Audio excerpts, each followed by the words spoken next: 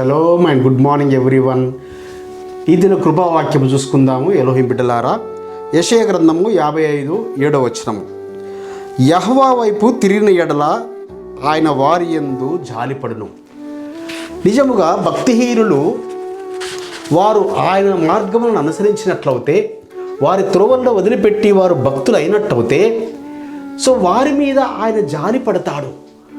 ఎప్పుడైతే ఇజ్రాయేలీలు ఆయనకు విరోధముగా పాపము చేసినప్పుడు వారు శత్రువుల చేతికి అప్పగించబడ్డారో, లేక కరువునకు క్షామమునకు అప్పగించబడినారో, వారు ఆ దేశమందు ఆ శత్రు దేశంలో నుంచి ఆయన వైపు తిరిగి ఆయనకు మొరపెట్టినప్పుడు, ఆయనకు విజ్ఞాపన చేసినప్పుడు ఆయన వారి యందు జాలిపడ్డాడు. బిడ్డలారా, సో ఆయన జాలిపడే తత్వం ఆయనది.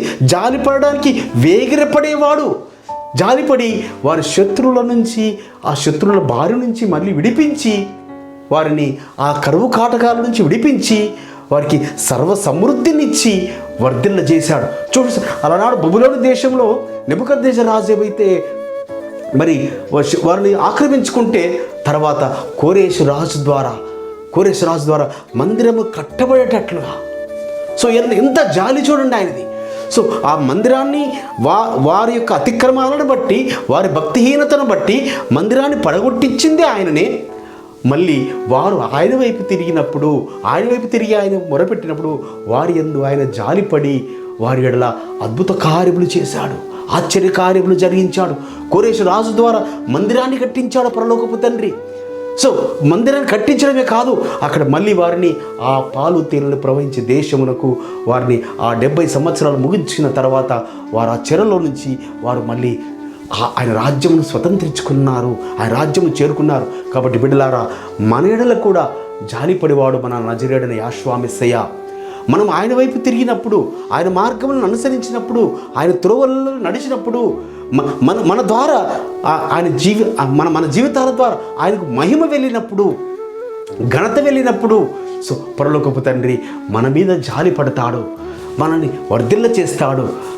మన శ్రమను తీసివేసి ఆయన మనకు సంతోష వస్త్రముల చేత ధరింపజేస్తాడు, ఆనంద వస్త్రముల చేత ధరింపజేస్తాడు, శోభితమానముగా మనల్ని మార్చుతాడు ఆయన. అట్టి కృప పరమ తండ్రి మనందరికీ అనుగ్రహించునుగాక.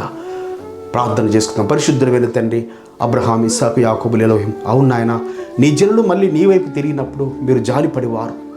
అవును, జాలిపడట యందు మీరు వేగిరపడివారై ఉన్నారని మీరు మాకు తెలియపరిచిన మాటలు బట్టి మీకు స్తోత్రములు చెల్లిస్తూ నజరేయుడైన యెహోవా మెస్సీయ నామమున స్తుతించి ప్రార్థించి వేడుకుంటున్నాం పరమ తండ్రి, ఆమేన్.